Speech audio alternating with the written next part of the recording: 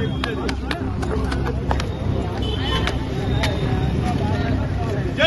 जिजाऊ, जय शिवराय, जय जिजाऊ, जय शिवराय. बदलापूर येथील घटनेला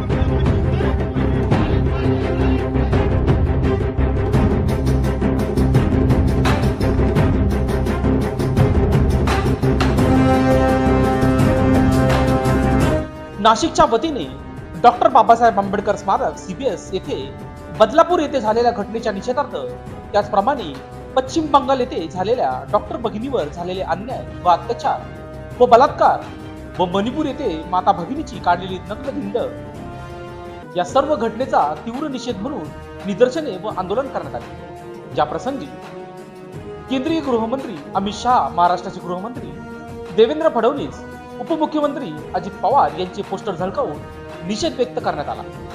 याच पार्श्वभूमीवर